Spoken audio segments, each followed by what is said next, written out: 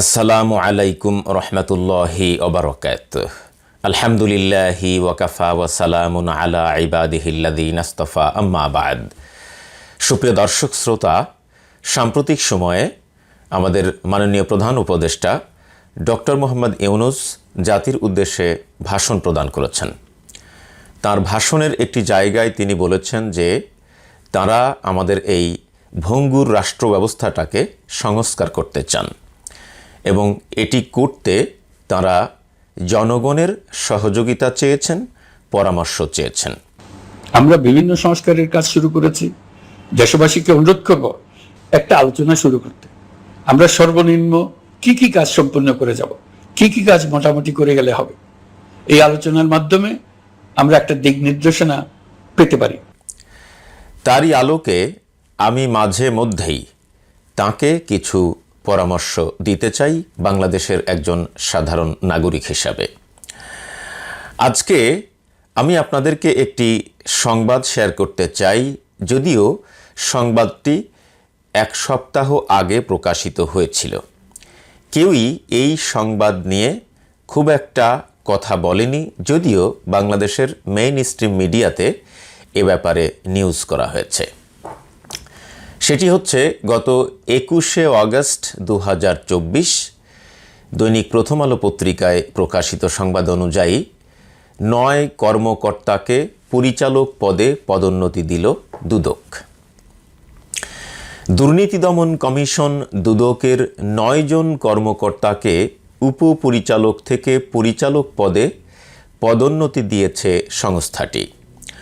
আজ বুধবার দুদকের পরিচালক প্রশাসন ও মানব সম্পদ মোহাম্মদ মনিরুজ্জামান বকাউলের স্বাক্ষরে জারি করা এই প্রজ্ঞাপনে এই তথ্য জানানো হয়।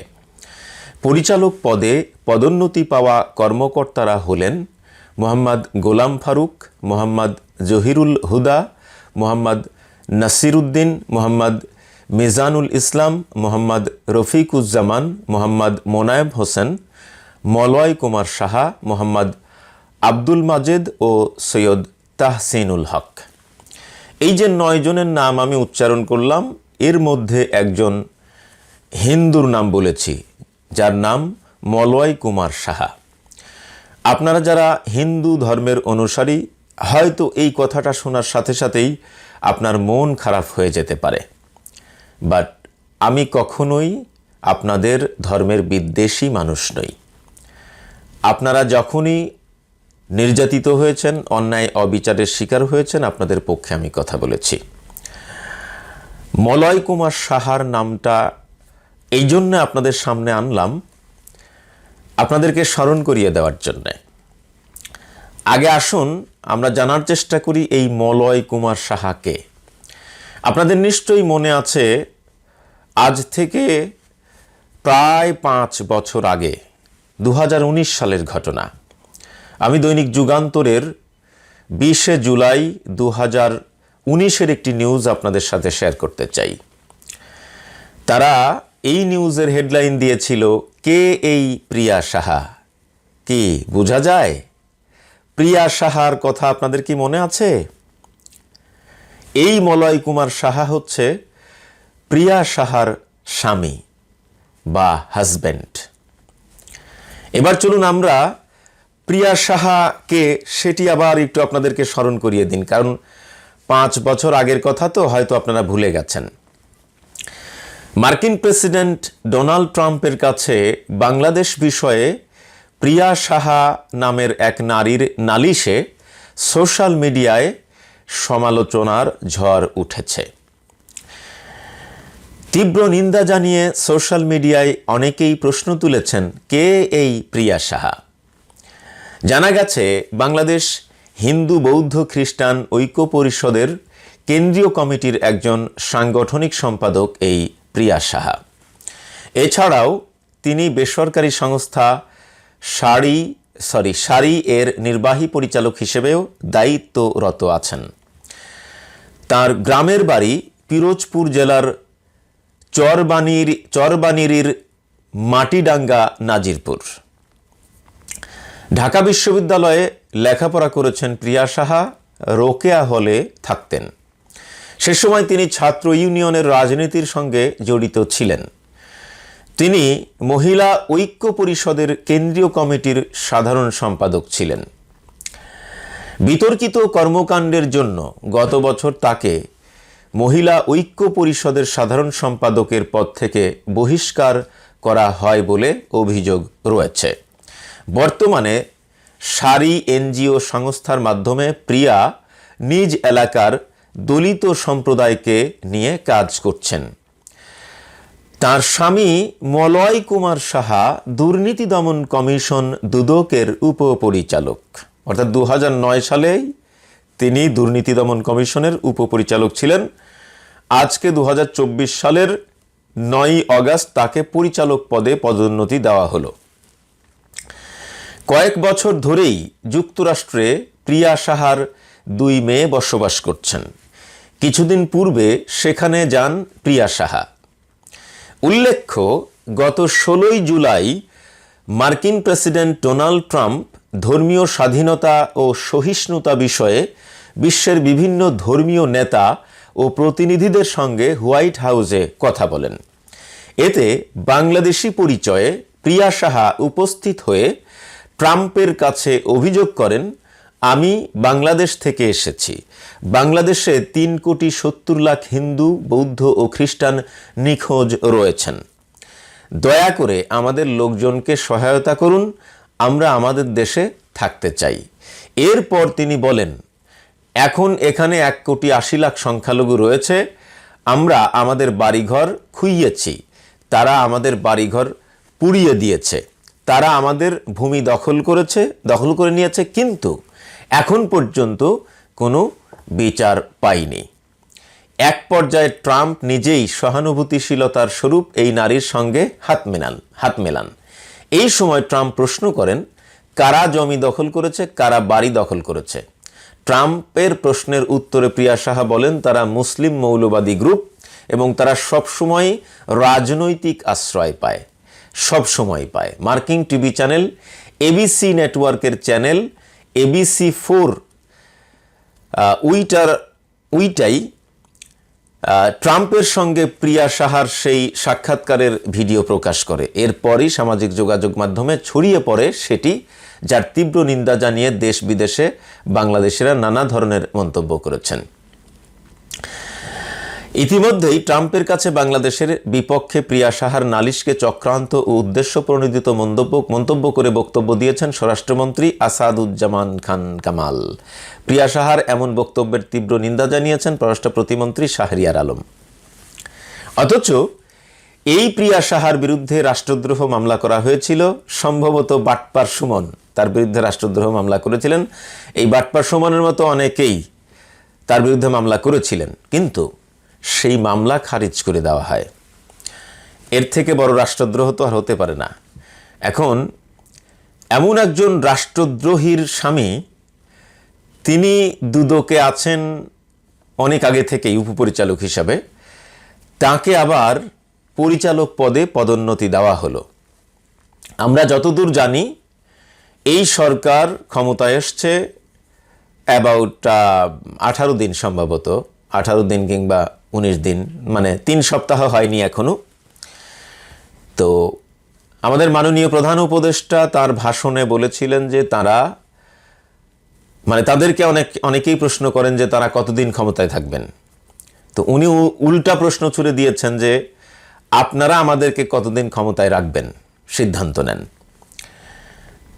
কারণ তারা এমন সময় রাষ্ট্র ক্ষমতায় এসছে যে আমাদের রাষ্ট্রকে একেবারে ধ্বংসপ্রাপ্ত একটি রাষ্ট্রে রূপান্তরিত করে গত স্বৈরাচারী সরকারের প্রধান স্বৈরাচার শেখ হাসিনা দেশ থেকে পালিয়ে যান আমাদের ছাত্র জনতার বিপ্লবের মুখে। এরপরে তারা রাষ্ট্র ক্ষমতা গ্রহণ করেছে ছাত্র জনতার অনুরোধে এবং জনগণের সমর্থনে। তো এখন তাদের মূল চ্যালেঞ্জ হচ্ছে বাংলাদেশের আইন শৃঙ্খলা পরিস্থিতির উন্নয়ন করা এবং বাংলাদেশের অর্থনীতিকে চাঙ্গা করা।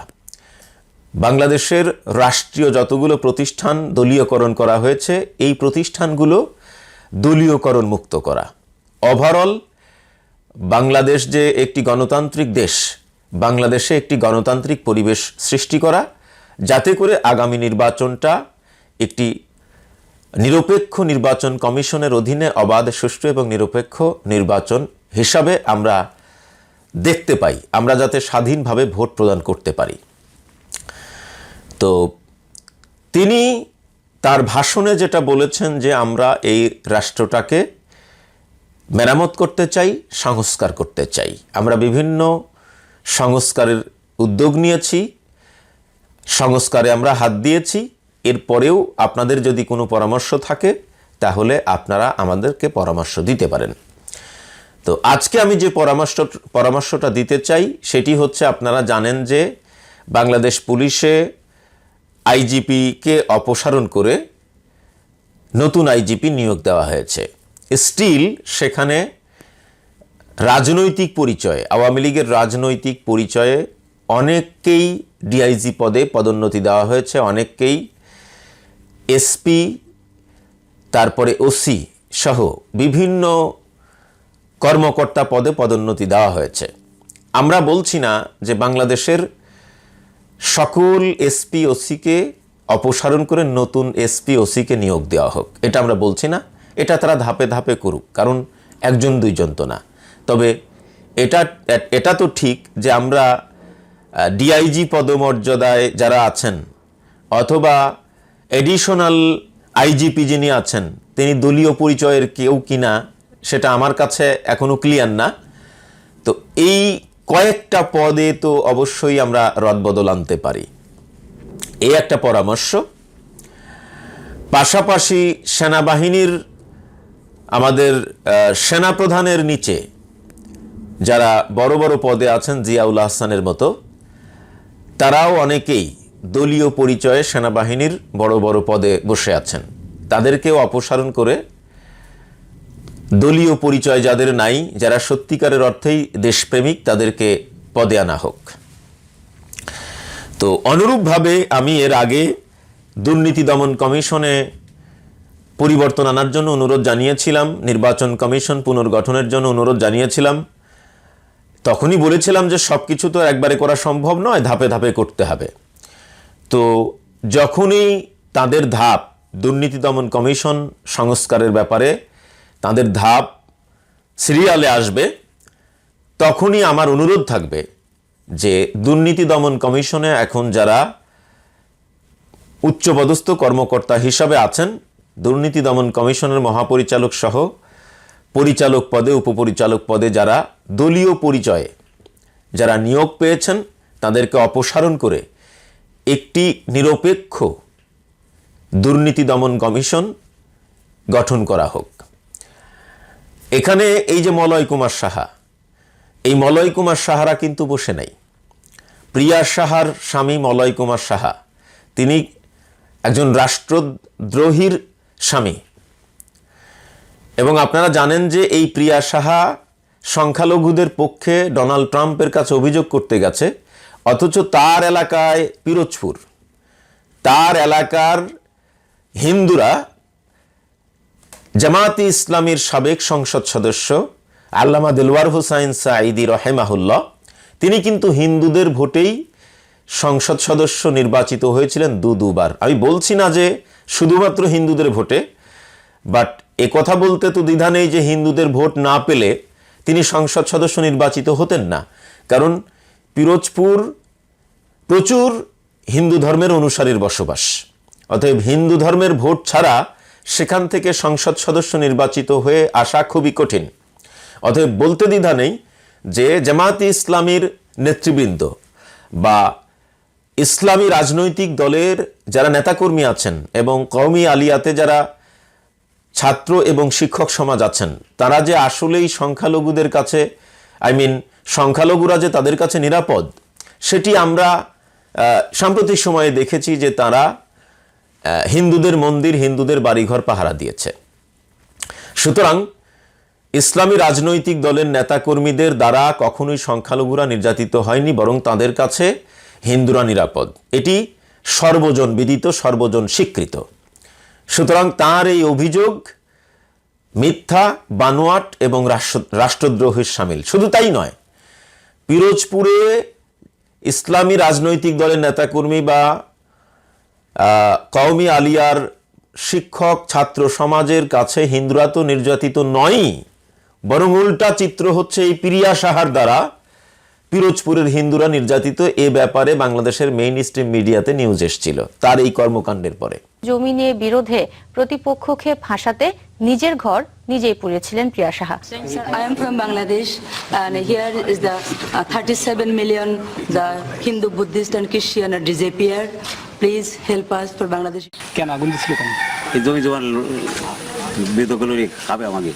জমি জমা নিয়ে বিরোধের কারণে তো হয় খাট যদি সরাই রেখে আর সেই ঘরে মাল জিনিস কিছু রাখিয়ে ফিরিবার ঘরটা ফিরে পুড়াইয়ে সেই জায়গাতে ফিরিয়ে আবার আমাকে এই সকল আর এই মুসলমানকে বর্তমান দেয়। নিজেরা পুরন ঘর ভাঙা ঘর তাই নিজেরা পোড়াইয়ে একে নামে কেস কাণ্ড দিয়ে একে হরানি করতেছে। সুতরাং এই প্রিয়া সাহার স্বামী আজকের এই অন্তর্বর্তীকালীন সরকারে কি করে দুর্নীতি দমন কমিশনে উপপরিচালক থেকে পরিচালক পদে পদোন্নতি পায়, এটি হলো আমার প্রশ্ন। এই প্রশ্নটা রেখেছি এই কারণে যে এখানে সংস্কারের প্রয়োজন। এখন আপনাদের প্রশ্ন হচ্ছে যে সংস্কারের কেন প্রয়োজন? এই সংস্কারের কেন প্রয়োজন এইটা জানানোর জন্য আমি কয়েকটা নিউজ আপনাদের সাথে শেয়ার করি। গত 19 আগস্ট 2024 দৈনিক প্রথম আলো নিউজ করেছে, সাবেক 41 মন্ত্রী এমপির বিরুদ্ধে তদন্ত করছে দুদক। তো এখন আমাকে বলেন, দুদকটা সাজিয়েছে স্বৈরাচার শেখ হাসিনা, তো তার দলীয় পরিচয়ে দুদকে যারা এখন পরিচালক, উপপরিচালক, মহাপরিচালক পদে আছেন তাদের দ্বারা আওয়ামী লীগের সাবেক এই 41 জন এমপি মন্ত্রীর বিরুদ্ধে কতটুকু তদন্ত হবে এবং সেই তদন্ত কতটা ফেয়ার হবে, এই প্রশ্নের উত্তর কে দেবে? আরও যদি আমি দুই একটা নিউজ আপনাদের সাথে শেয়ার করি, সেটা হচ্ছে তাকসিমের বিদেশ যাওয়া ঠেকাতে দুদকের চিঠি। হ্যাঁ, বিদেশ যাওয়া ঠেকাতে তারা চিঠি দিতে পারে, এটি খুশির সংবাদ। তাকসিমকে তো চিনেন আপনারা, তাকসিম হচ্ছে ওয়াসার এমডি, যুক্তরাষ্ট্রের নাগরিক, বাংলাদেশের একজন মানে সর্বোচ্চ লেভেলের দুর্নীতিবাজ।